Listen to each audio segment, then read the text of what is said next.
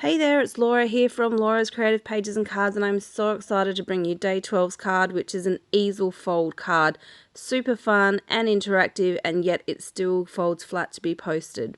So we need our card base as per usual, and we're going to have this at a landscape at 5.5 by 4.25. We're also going to need a piece of white daisy cardstock cut at 5.5 by 4.25. Add in the sapphire cardstock cut at 1 1/8 by 5.5 and a second one cut at 5/8 by 5.5. Then we need the decorative paper, which is the confetti piece. This one is cut at 5/8 by 5.5. Then we need this white daisy piece, which is cut at 1/2 of an inch by 5.5. Then another piece cut at 4 by 1 3/4 for the happy, and another one at 3.25 by 1.25, and that's all the pieces that we need. So let's get going into making this. Let's start by grabbing our card base, and what we need to do is take the front of it, open up, take the front of it and fold it exactly in half. So we're using the center score line as the guide to where to fold to, and then we're scoring it. And so this is what's going to create the interactive part, and we're going to attach that 5.5 by 4.25 piece to just this front rectangle that we've created by doing the scoring. So I am putting quite a bit of tape on there because that is going to hold the entire card front. Then I'm just going to open up this card and lay it flat. It just makes it easier for attaching this piece to the front easily. So just lining up in the corner like I've done on many other pieces.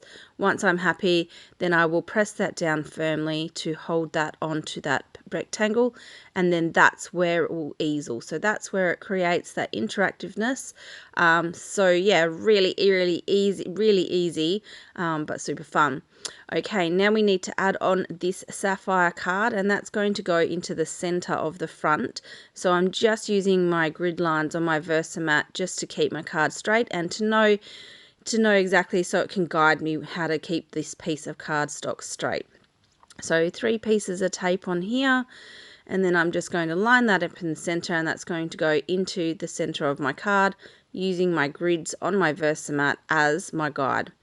Right, now that that's on there and nice and straight, I'm going to add on the confetti paper. So I'm just putting 3 pieces of tape onto this piece of paper, and that will just go into the center like so.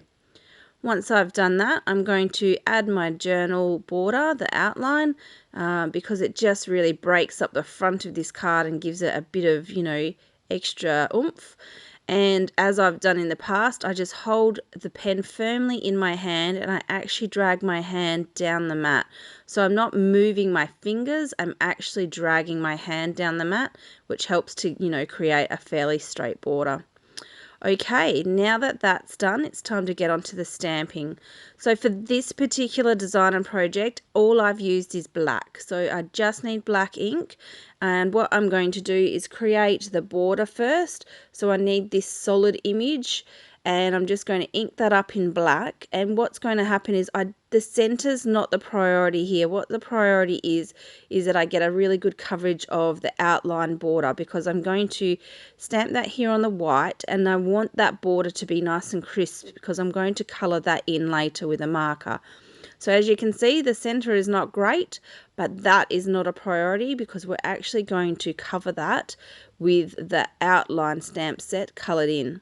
So bringing in the outline stamp set again, and I'm going to ink this one up in black and stamp this on the piece of white daisy. This is the 3.25 by 1.25 piece, stamping that there in the center, and I want that to be a good coverage, a good outline.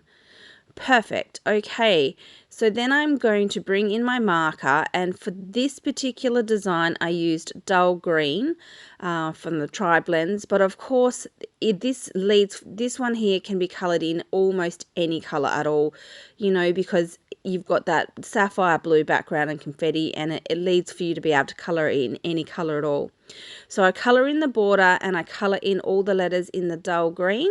And then once I've colored them all in, so I'll pop over and do that in a second. Once I've colored them all in, I'm going to use just my pair of scissors to cut out both the happy border section and the letters, just like this. So It's the border and then all the individual letters, because they will actually get stuck over the top of the happy that's in the center of that that framed happy.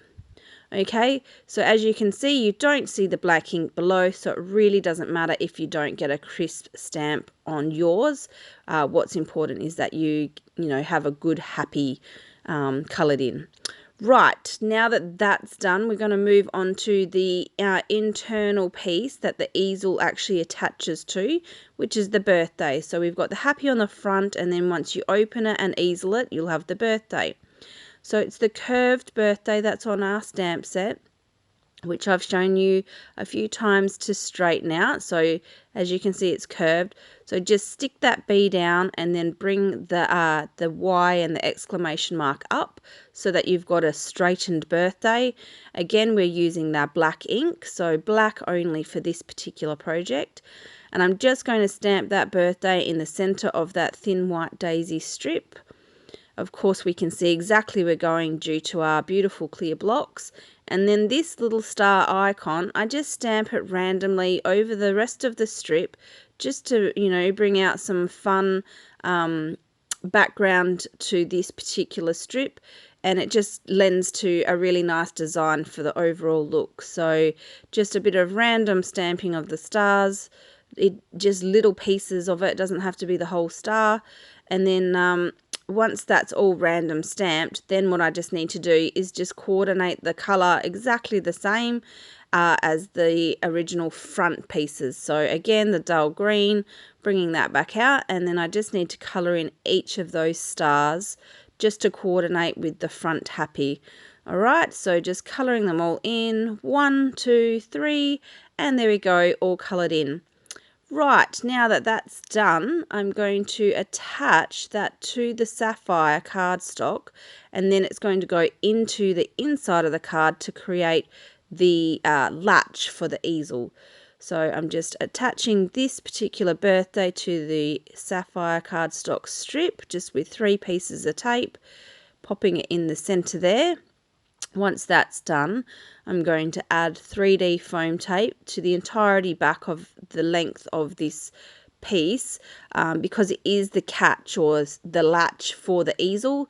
So I want the whole thing to be firmly attached and firmly raised so that it catches the easel. So I'm just adding the 3D foam tape along the entirety back of the piece. And then once I've removed the backing, I will attach that to the inside of the card, just towards the bottom of the inside. The further up you attach it, the higher the easel will stand.